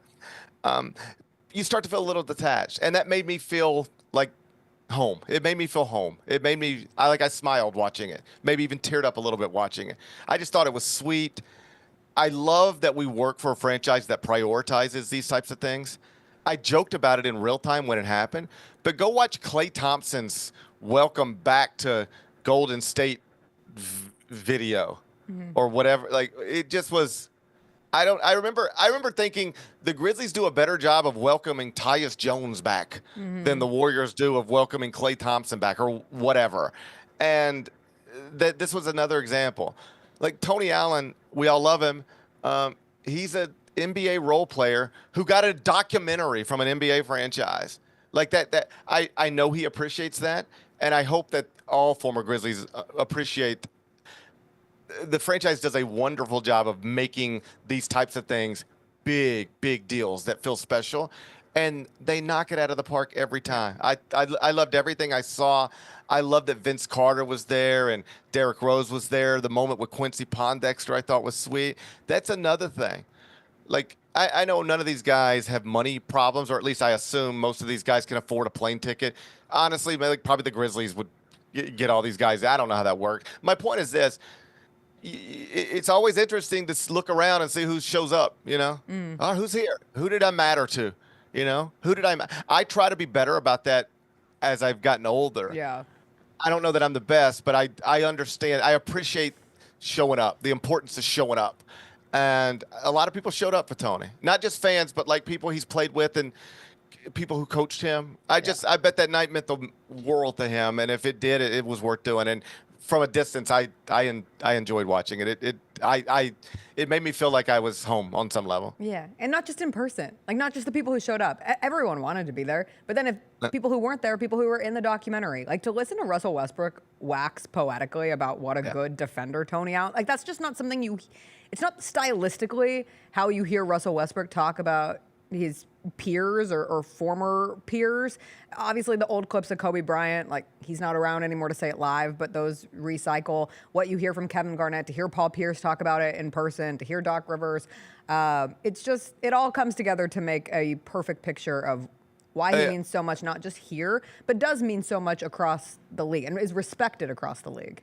And I'm glad you brought that up because I think that matters too in this way. If you are an athlete as accomplished and famous as Steph Curry, Kevin Durant, Russell Westbrook, you are requested every day by somebody. Somebody's always asking if you can sit down and give them 10 minutes. Every day. Those things get turned down out of hand every day. And yet, I bet you, I imagine this is the way that goes. Somebody in PR with the Warriors or the Suns or, these franchises, they go to Steph Curry, they go to Kevin Durant every day, and they're like, hey, this place wants you, this place, no. Or most times they don't even take it to them. They're just like, no, on their behalf. They don't even bother them with it. Yeah. And they come to them and they say, hey, the Grizzlies are doing a documentary on Tony Allen and would like to put you in front of a camera for 5 minutes. And they go, oh yeah, I'll do that. Because they want to talk about him, because they respect him. I bet you that's how you get Steph, KD, all these guys in front of a camera, is they go, 10 minutes to just talk about the season, 10 minutes to talk about what? No, I don't want to do that. 10 minutes specifically to talk about Tony Allen for a documentary about Tony Allen. Oh yeah, I'll do that. I like that guy. I respect that guy. If I were TA, that would mean something to me too. Those quotes, the Kobe quote happened outside of this, but that other stuff was mostly they did that for this, and they did that. That means they did it for TA. That if I were him, that would make me feel good. GP, thanks for joining us on this very busy Monday. I'd say get some rest, but just hang in there. No, I'm gonna hang in there. I'm going to. Hey, did you watch The White Lotus last night? I'm kidding. I'm just kidding. I got a text message from a buddy of mine like late last night. It was like, GP, you got to knock out The Righteous Gemstones. I'm like, what are you like? You got out of studio and went to watch The Righteous Gemstones. I got out of studio and did another 75-minute podcast like immediately. Did you watch the first Righteous Gemstone though? I am caught up on Severance, which made me feel accomplished. That is accomplished. The ultimate penultimate episode. Yes, I'm caught up on Severance. I'm now technically 1 episode behind on White Lotus, and I'm 2 episodes behind on Righteous Gemstones. Tough. But I got a flight coming up, so wish me luck. You're gonna get caught up. I'll just say there is a Duke image from the White Lotus that will go triple platinum if Duke loses in the NCAA tournament. And there is a Walton Goggins facial expression from White Lotus. I would have to say White Lotus or Righteous Gemstones because he's just everywhere, except he wasn't in the first episode, of him making a face about a conversation that was had on the White Lotus last night that Chris turned to me and he goes, God, I wish CJ watched the show in times like these. So I will leave it at that. GP, we'll catch you next time. Hang in there. I've said that twice. I'm going to hang in there. I'll see you later. Get some concealer on those eyes. Just a little down. A little beauty blend, you know? All right. Thanks for body shaming. That was Gary. Wait, what did he say? Cut out. He said, thanks for body shaming. It didn't cut out. It's not a body shame. Because that part I've of been your trying to body figure out. isn't I guess body? technically. These are things women think about all the time. Yeah, and I've been trying to shaming. figure out if I can get surgery on my under eyes, but apparently it F's up the rest of your face, so I don't want to risk that. Just get sleep. That's so simple. It's so hard, okay? That's not something that works out very well. All right, we'll take a quick break. We'll come back. We'll talk a little bit about the women's bracket because that dropped last night as well. We'll do some Hot Mess Express. Oh boy, were there weather events in this region that impacted my life on Friday night. We'll get into it when we come back.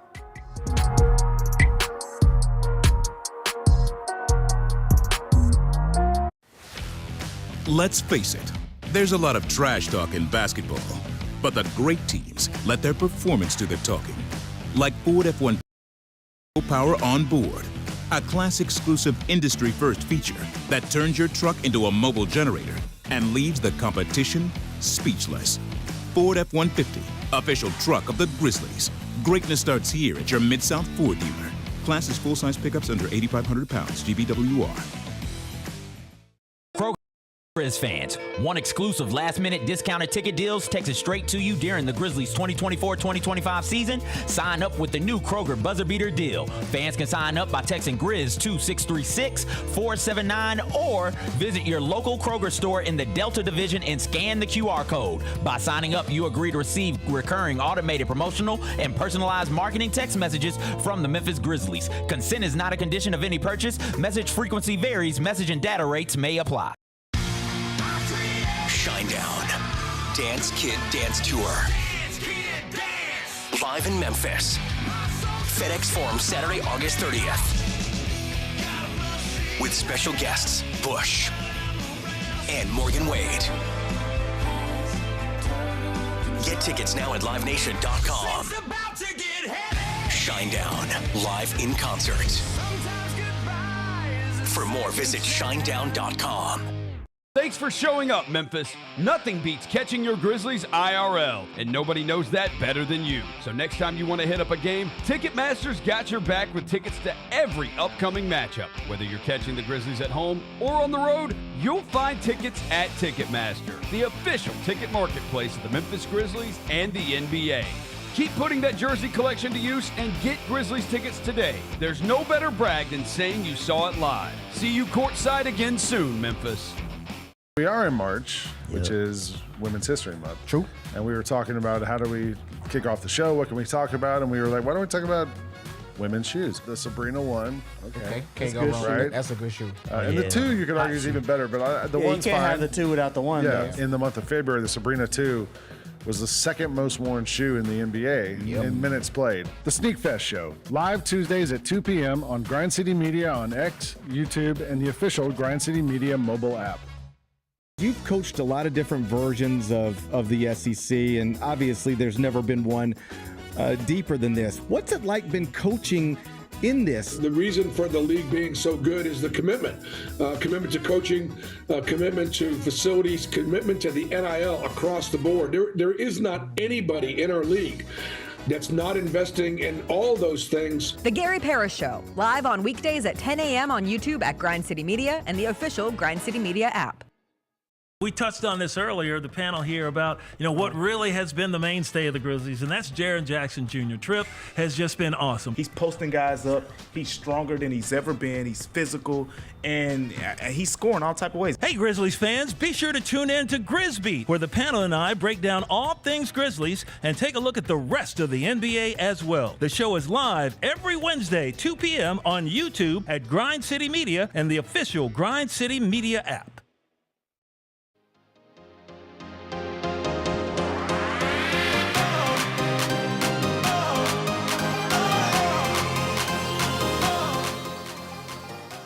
Welcome back. Welcome back. I was catching up on The Crown during the break, which is not a reflection of the British monarchy. That was a wonderful series on Netflix, but is like the new version of the NIT. Are we calling The Crown the new NIT? I mean, the NIT still exists. No, it's not the new NIT. The NIT is... Yeah, but everyone said no to the NIT, and now they're playing for The Crown. Hey, that can't happen. We've seen 2 of these here recently. One, and Skype, let's be clear, Skype hadn't been the thing for a long time. But Skype and the NIT are both just fumbling what they were. And they had every opportunity to be much, much more significant than what they ended up being. So bad that Skype is leaving us next month, or 2 months from now, if I remember correctly. And the NIT is just irrelevant now. It used to be, okay, you're in the NCAA, great, but here this thing is, it's fun, and they've done nothing to try and blend in with the times. And so you've got all of these other tournaments popping up. Now, like, NIT is done. I'm all in on the Crown. My USC Trojans playing for the Crown. We're playing Tulane. Are there good teams in Boise State over there? Yeah, Boise State's playing for the Crown. Nebraska's playing for the Crown. Like, there are decent teams over there. And Colorado, Villanova, DePaul, Cincinnati. They're brands. They are brands. You want to know who said no None to of the those are Crown? good. Ohio State, because they're cowards. Where's Ohio State at? Nothing. They They're said not no to gonna play in everything. the tournament? No, they're done.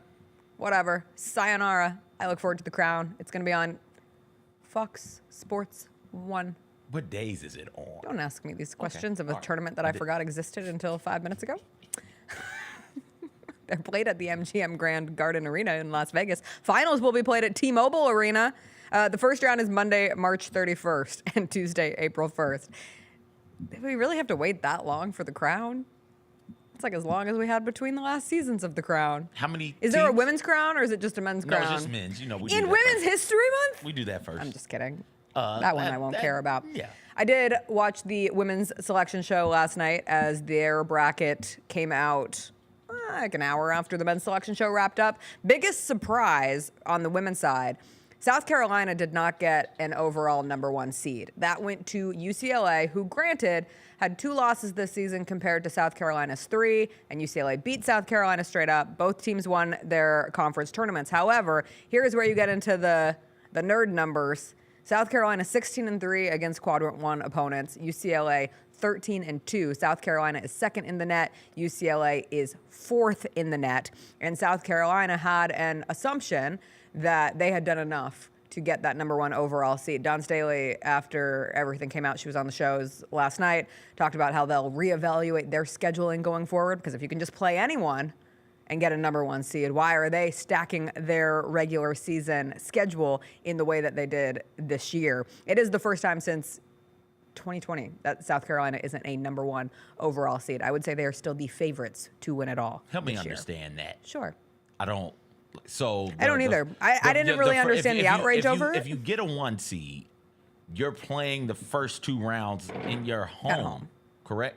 Mm-hmm. And then the Sweet 16s go to wherever the Sweet 16s go to next. But if you get a 1 seed, you'll probably be playing in your region. Yes. So South Carolina is not traveling outside of the Southeast for games, outside of it being... Yeah, their region is the Birmingham region, Yeah, so they'll be in Birmingham. Outside of it being pride, I guess, what is why are you outraged by this? When sure, you can say, all right, we're 2 in the strength of schedule, they're 4, strength of record, whatever we're calling it. But you played and you lost.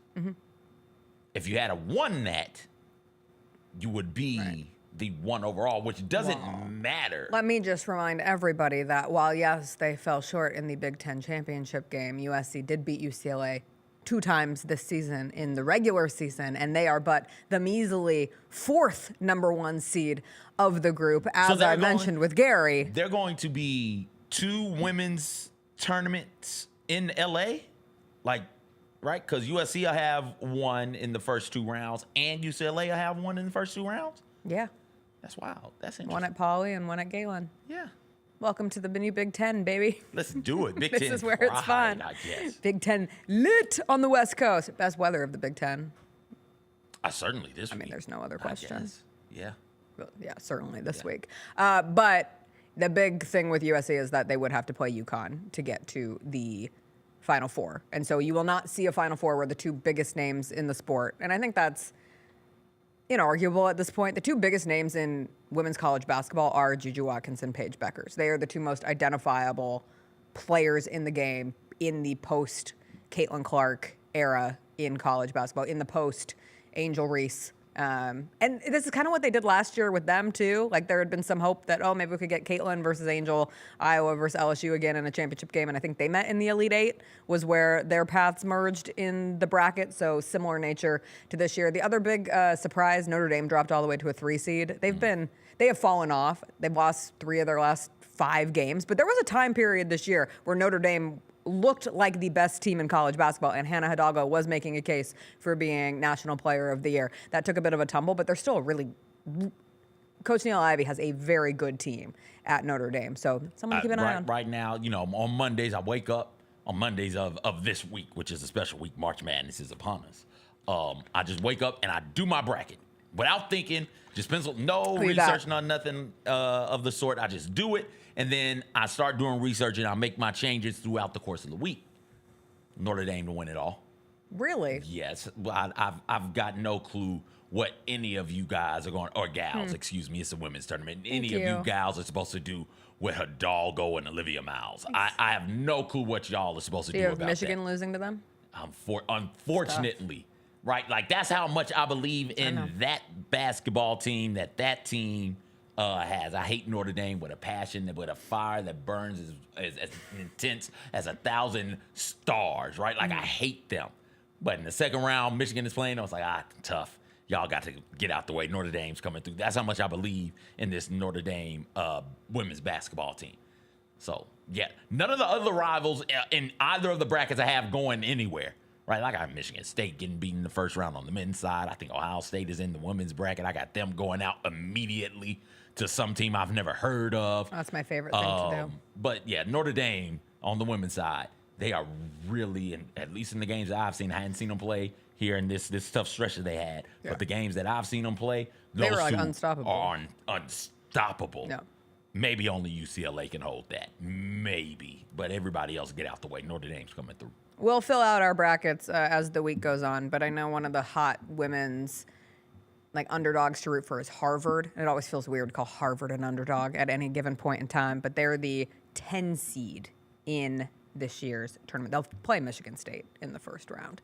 Oh, I got Harvard advancing in Go that Crimson. one. Go Ivies. All right, let's do a couple Hot Mess Express stories before we get out of here and into the rest of our Monday. We showed the end of the Duke North Carolina game. That was one of the most egregious moments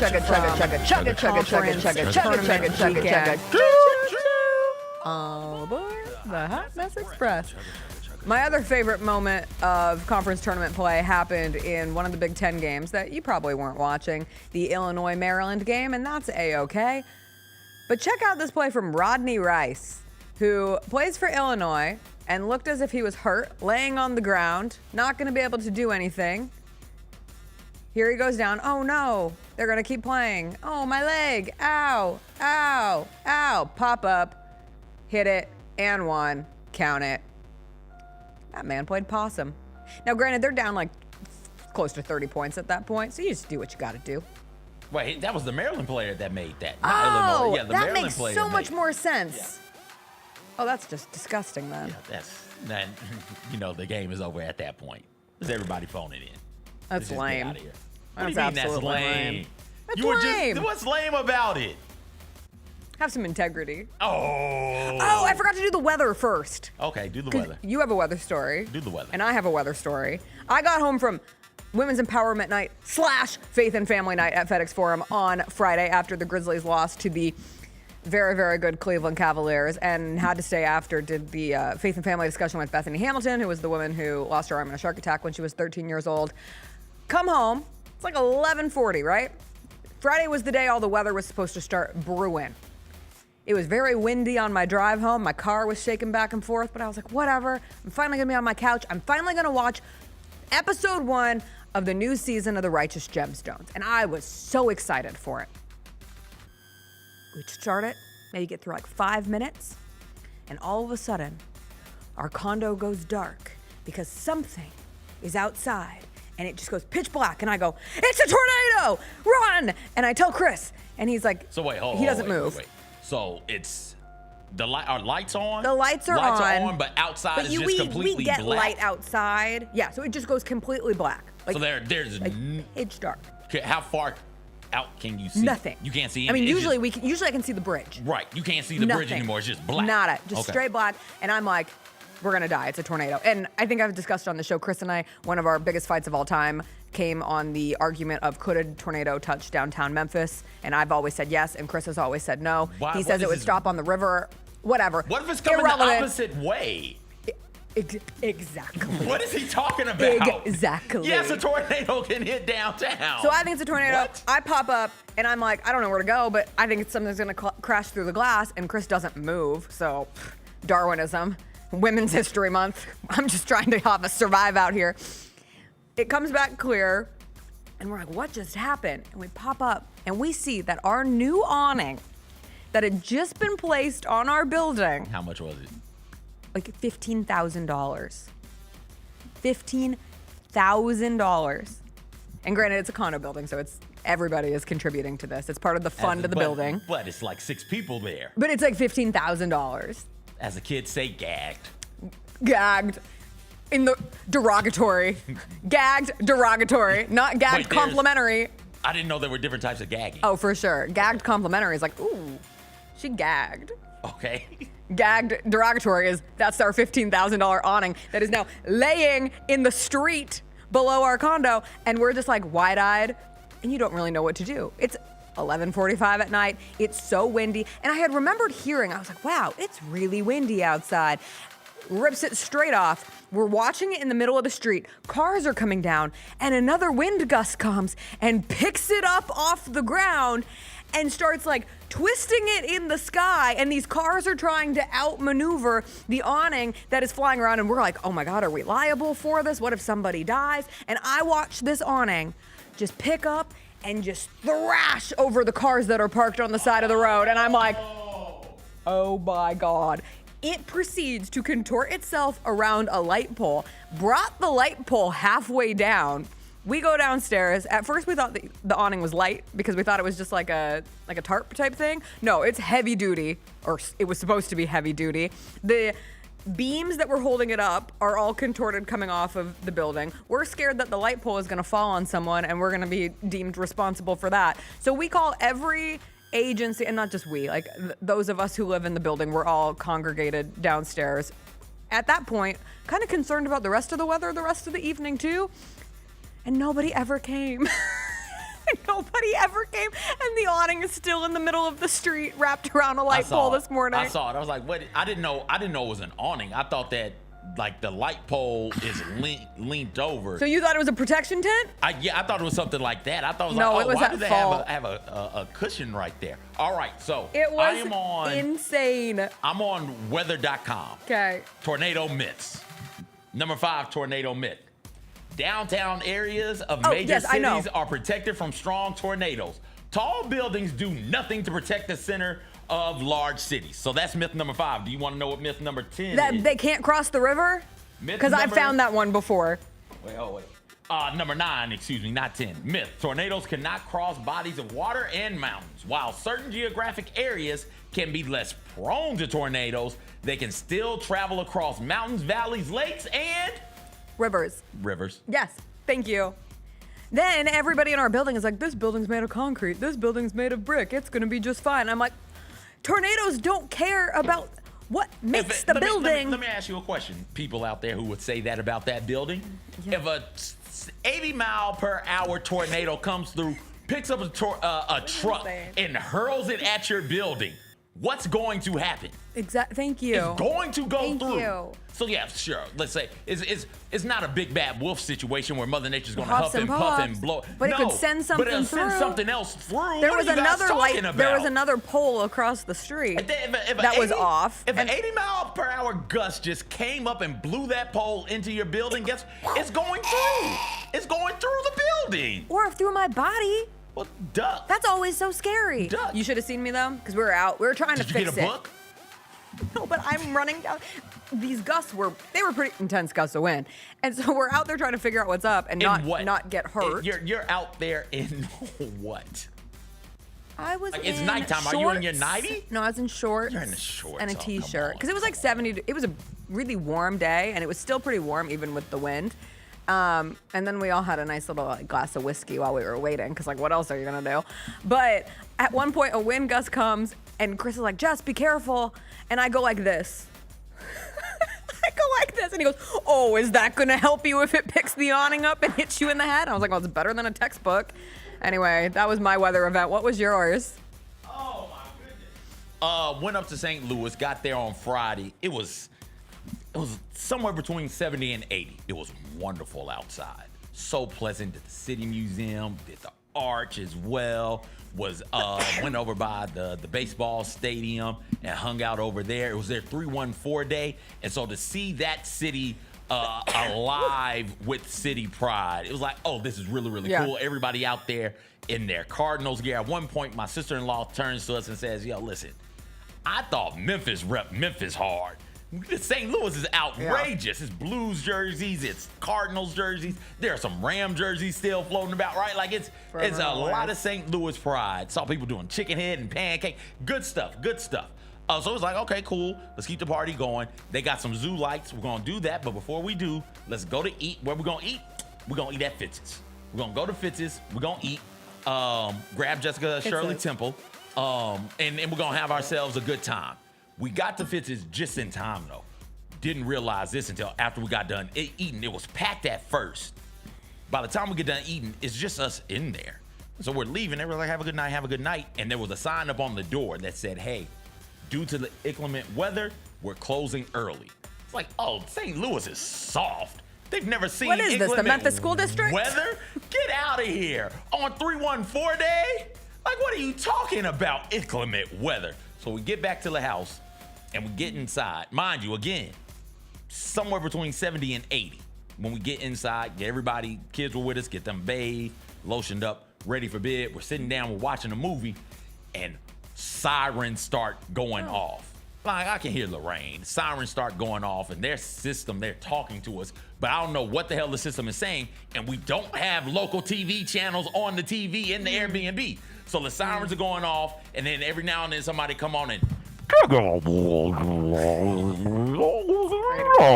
like, what are you saying to me right now? Update. What is going on? So I go outside, nope, I'm coming back inside.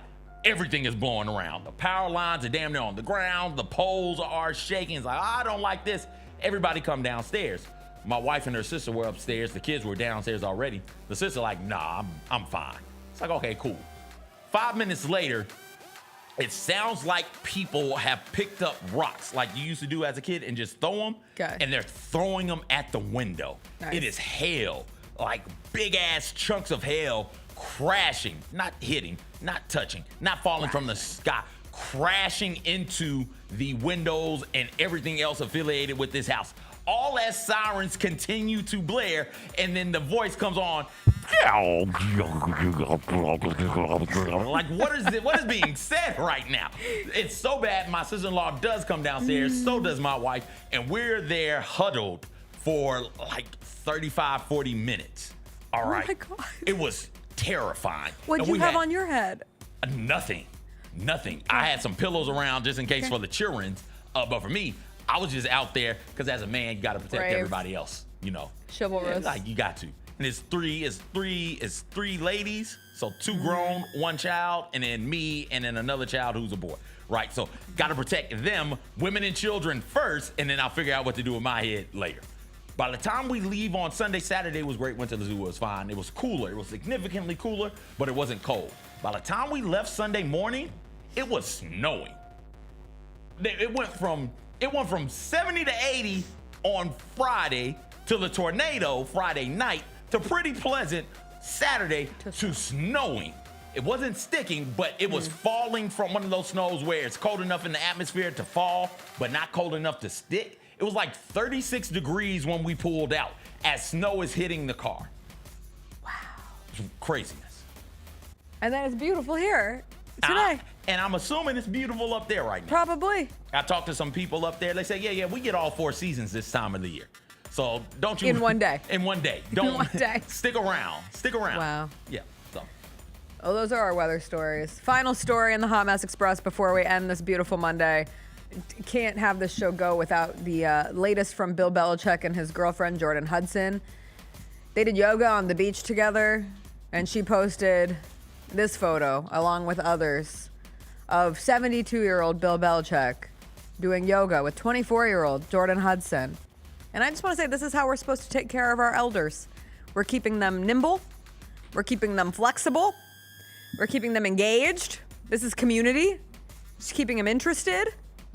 That was nice of her. It's odd seeing Belichick frolic. Mm-hmm. I can't think. Pete Carroll frolics. He's a And frolicker. I think that's the only football coach that I can think of. Professional football coach. College coaches, they're different because they're coaching younger men. So you can still have a bit of whimsy to what you do. I think Andy Reid frolics. You think Andy Reid frolics? Yeah. But he does it with a scowl. I can't think of any. He wears Hawaiian shirts. People who wear Hawaiian shirts can frolic. I think he wears. That's as much fun as he's able to handle. That's what I think. I can't think of a football coach currently or in the past who frolics. And it's odd not just seeing any football coach doing that, but Bill Belichick is the football coachiest of the football coaches. So to see him have that sort of whimsy, it's strange to me. It startles me. It's a lot like walking outside and seeing a murder of crows just fly overhead. It's like, that can't be good. It's not right. That can't be good. And he's still coaching. Yeah, That's the thing. He's not in retirement mode. Not in the pros. I know, College, but he's still a coach. Yeah. Bruce Arians. I don't think he was a frolicker. Frolics. No. I can't think of. Name them. I'd love to hear them. I really want to hear a football coach that you think would frolic. Current or in the past. The Harbaughs don't frolic. Oh, wait a second. No, I don't think they do.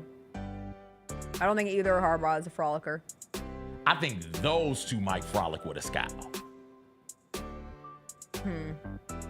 Sean McVay smolders. Cliff Kingsbury smolders. Both of those are smolderers. You can be a sexy football coach, and both of those are examples Mike of that. Tomlin. No way, smokes. No way, Mike Tomlin frolics. No. Mike McDaniel, no. No, he does not frolic. He's a nerd, though. No, nerds don't frolic. He's a nerd. Nerds compute. No offense, nerds. I could Bad see, day for nerds. I could see Mikey M frolicking a little Sean bit. Payton goes on a family vacation and never Sean gets Payton off his cell phone. Sean Payton's not frolicking. You're not getting that moment from Sean Payton.